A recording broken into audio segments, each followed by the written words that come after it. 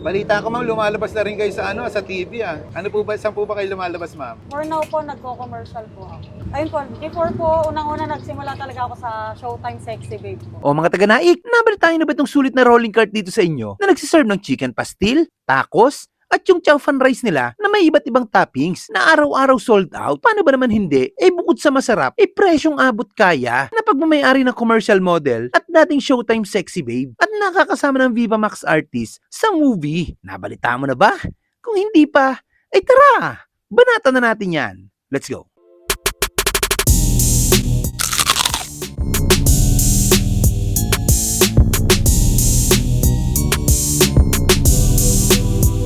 Ngayong araw, binisita natin ang GK Street Cravings. Hello ma'am, ano pong binibenta nyo dito ma'am? Chow pan po, meron po tayong tacos, meron din po tayong homemade siomai, meron po tayong chicken pastil. Pastil, magkano sa pastil nyo po? 35 lang po with egg na po yun. Ano po yung bestseller nyo sa chow pan ma'am?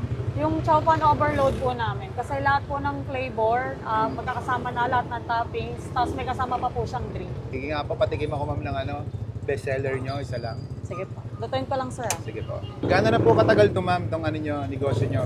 Bali, magwa 1 year na po kami sa November.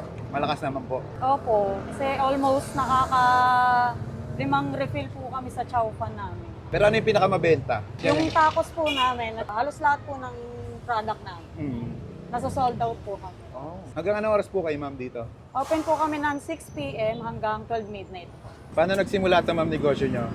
Nag-start po kami nung actually hindi pa po rolling cart. Oo. Nangungupahan po kami. Then, tumagal lang po siguro yung cart namin na yon ng mga 1 month, magwa 1 month kasi pinalis po kami. Dumating na po sa point na pinapalayas na talaga kami at inaaway po kami. Kahit may taong kumakain. Ano yung nyo ma'am, recipe nyo dito? Kayo lang ang gumawa? Or... Yes po, authentic style po yung lahat ng namin. Puro homemade po yun. Ako po, sarili ko pong recipe lang. Balita ko ma'am, lumalabas na rin kayo sa sa TV ah. Ano po ba, saan po ba kayo lumalabas ma'am? For now po, nagko-commercial po ako. Nag-endorse po ako ng mga product. Ayun po, before po, unang-una nagsimula talaga ako sa Showtime Sexy Babe po. Then yun, tuloy-tuloy na po. Kuha na po ako ng ibang network. Ilang taon po kayo doon sa Showtime? Bali, last 2022 po yun. 2022. Then tuloy-tuloy na po. Bali, aksidente lang po kasing pangyayari. Nakita lang po ako sa isang mall, then hindi ko pa nga alam ano ba yung papalabas sa Showtime that time. Sexy Babe po, meron po pala silang segment na kumbaga parang beauty pageant. First batch ako, hindi ko rin alam yung gagawin ko. Yun, tinawagan ako ng Showtime. Ayun sa ma'am, Viva Hot Babe. Po ko, kumbaga, lang po ako sa Viva Max. Viva Mga Max. Movie lang po ako sa Viva Max before na nakasama. But I'm not one of the main cast. Lahat po nang nandito nyo, talagang sold out. Kahit pag-uwi na kami, sir, may humahabol pa. Oh. Willing to wait sila lagi sa pagkain. Sa gulaman ma'am, magkano sa gulaman nyo? 10 pesos lang po. Pero pag nag-order sila ng overload, may kasama na pong palam. Bale, sir, yung chow pan pala namin, 1.5 cup na po yung... 1.5 cup. Yes, kahit hindi po overload yan, 1.5 cup po yan. Mapa-vlogger at hindi. Sino man na nakapanood ng video na to, tapos nakabili na sa amin, sabihin nyo na legit yung portion namin. Po yung chow pan overload, ito po, homemade siomai po namin.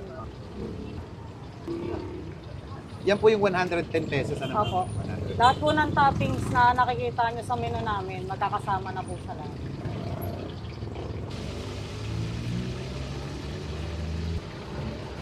So yung overload, ano kasama nito ma'am? Siomai, Shanghai, hotdog, beef tapa po, chicken balls, tsaka beef loaf po. May bacon na din po yan. Saka 1.5 cup na chow pan. Hi everyone! Ako nga pala si Krishna Francisco, owner po ng GK Street Cravings. Ini-invite ko po ang lahat na tikman at subukan po ang aming produkto na chow pan overload, tacos, chicken pastil, and homemade siomai po namin. Tayo mga kabangers, nandito tayo ngayon sa GK Street Cravings. Ayan, dito lang to sa may stadium, dito sa Naik. Matin dito, 110 pesos. Napakadami ng toppings niyan. Ayan natin ang ketchup. Uy. Meron din tayo toyo mansi dito para sa siomai. Ayan. Tikman natin yung siomai muna. Lasa. Pwede sa 110 pesos. Good sa ro. At chicken balls.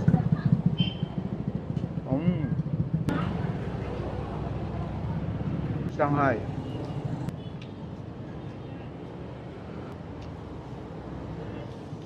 Bacon. Napanalo dito. Tayo dito lang sa tabi ng 7-Eleven dito sa may stadium. GK Street Cravings. Napaka-solid sa mga guys. Panabusin na namin. Kasi yung ano pala, overload nila. Ay kasama na siyang ano, gulang. Yung 110 pesos. Manamanan natin yung kanilang ano, chicken pastil. May itlog, may peanut, may kamatis. 35 kum. Tap ng ano nila oh.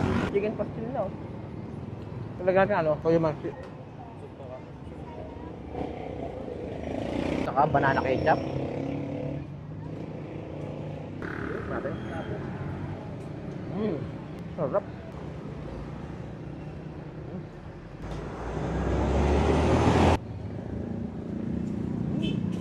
Last bite. Panalo. Tacos, 3 for 100 siya. Ayan, punong-puno na.